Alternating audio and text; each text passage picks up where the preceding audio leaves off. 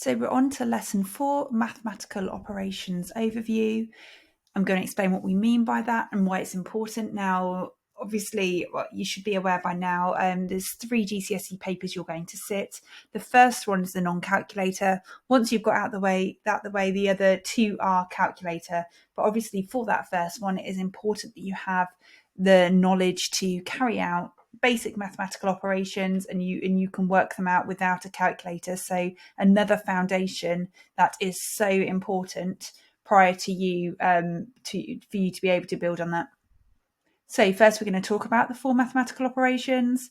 We're then going to look at addition and subtraction, multiplication, and then we're going to go on to division.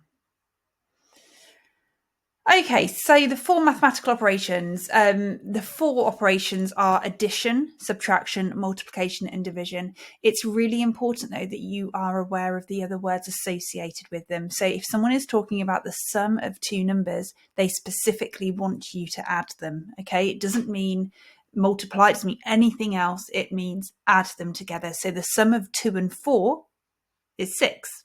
Okay, the words would be total. I always think that one's a little bit clearer than the word sum. Subtraction might ask you to find the difference between 2 numbers. That means subtract them from each other. Multiplication, also product. So the product of 2 numbers, you multiply them together. And division. Okay. Please make sure you're familiar with the above terminology and the different words that can be used, because as I've said, it's one thing you do not want to be caught out on. Okay, remember the easy marks earlier on in the paper are the ones you must get in order to get this grade 5.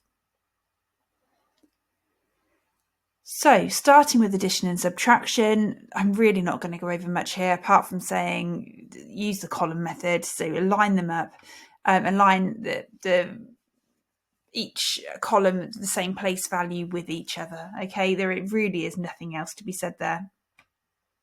If that is something you need help on, please let me know. Please alert me, and I will probably do a private one-on-one with you just to make sure we're confident there.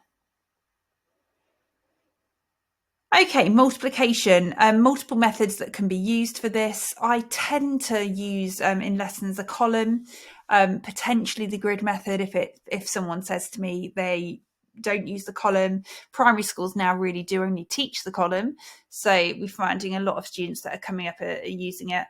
If you're using the grid method, that's fine. I'll go over that as well. If you're using completely alternative, I know there are lots of other methods as well. Please just alert me so that I can make sure I can tailor the lessons so that they suit you. I do not want you to be switching method at this stage if you're getting it correct, okay? It doesn't matter what method you're using, just make sure you're getting the right answers. And to be perfectly honest with you, this is something you can practice very easily at home. Write yourself out your own calculation, do it, check your answer on a calculator. Okay, make sure that you are getting them right all of the time, and your knowledge of the times tables will obviously help you with this. Let's just go through 23 times 48 a couple of ways. Let's change that actually. Let's change it to a 2-digit multiplied by a 3-digit. Always put the smaller number at the bottom. If we're doing column, we'll do column to start with. Okay, so 23 is the smallest number. I'm going to put that one at the bottom. So we're doing 481 multiplied by 23. Now I've designed the worksheets so you could actually print them out and you can fill in the examples here, because I think it's always nice to do them together so you're not just watching. Okay. So first thing that's really important, remember we're doing 481 times by 3. That's going to be in the first column, and then in the first row, and then 481 multiplied by 20. That's going to be in the second row down, okay? So because we're going to be doing 481 multiplied by 3 and then 20, because we're only actually going to be multiplying it by 2 each time, we need to put the 0 to compensate the fact that we're multiplying it by 20. So this placeholder must go in there to start with, okay? And I sometimes just put a little plus at the bottom to remind us that we're adding at the bottom. So we're starting with 3 multiplied by 1, which is 3. We're then going to do 8 times 3, which is 24. And 3 times by 4 is 12. Remembering to add on the 2 gives us 14. So 1,443 is the answer to 481 multiplied by 3. We're now going to do 481 multiplied by the 2. Because it's 20, we've put that 0 in there already, so we don't have to worry about that anymore. And we're going to start with 2 multiplied by 1 is 2. 2 multiplied by 8 is 16. And 2 multiplied by 4 is 8. Adding the 1 gives us 9. Haven't really left enough room for myself here, but we're adding them together now. 3 added to the 0 is 3. 4 plus 2 is 6. 6 plus 4 is 10. And 9 plus 1 is 10. Carry out with a 1 makes 11.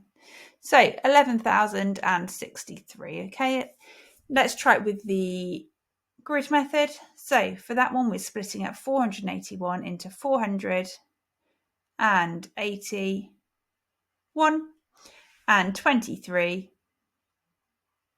is split up as so 20 and then the 3. Personally, I think this way is a bit longer, but I'm very aware that a lot of people are used to using it, so I'm happy to continue using it until everyone filters through who's been using the column all the time. Okay, so 400 times by 20, let's start there. 4 times 2 is 8. And there are 3 zeros there that we have to include. 20 times by 80, 2 times 8 is 16, with 2 zeros. And 20 times by 1 is 20.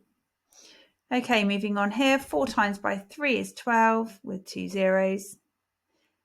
8 times by 3 is 24, with the 0 for the 80. And 3 times by 1 is 3. Okay, move that page down. The next step, as we know, is to add them together. So make sure you've got all your columns lined up properly. I'm actually going to see if I could write here because I've run out of space. Okay, so let's do 8,000. Oh, apologies for that. 1,600, 1,200,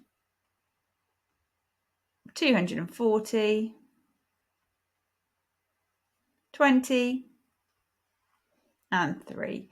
Once again, making sure that you've got all your columns lined up, preferably a little bit neater than I did there. Sometimes hard with the graphics tablet. Okay, so adding up the right-hand column, we've just got 3. Adding up this column here, the 4 and the sum of the 4 and 2 is 6. 6 add 2 is 10. 8, 9, 10 plus the 1 is 11. 11,063. Okay, so there are 2 methods that I would generally use. Please make sure you're okay with those.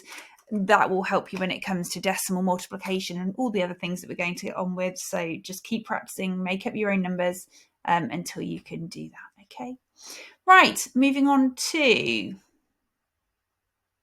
the next section then, which is division. Now,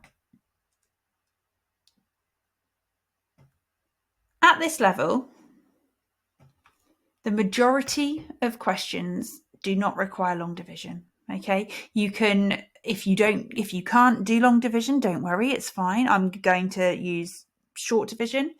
I'm going to use a bus stop, but generally most questions can be done using this way. So this is personally what I'm going to stick with for this course. This is what I'm going to go through. Okay, we're not going to go and do any things that are not required.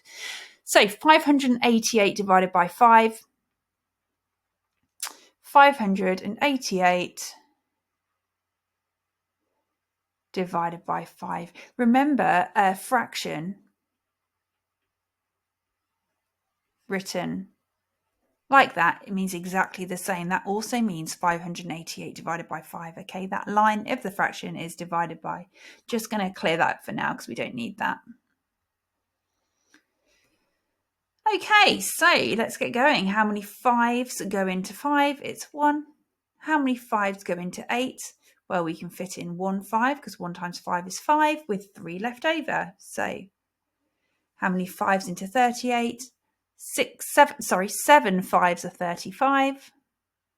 Right, we've got 3 left over now, okay? So we could write that as, oops, let's just go back there.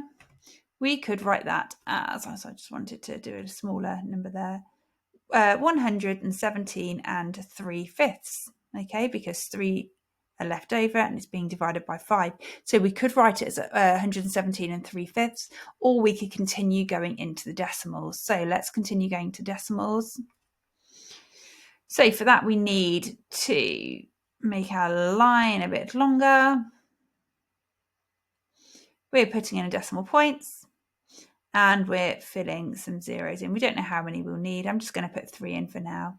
So we said 7 5s are 35. So we had 3 left over. How many 5s go into 30? That's 6. So 117.6 would be your answer there, okay? We do not write remainder 6 anymore.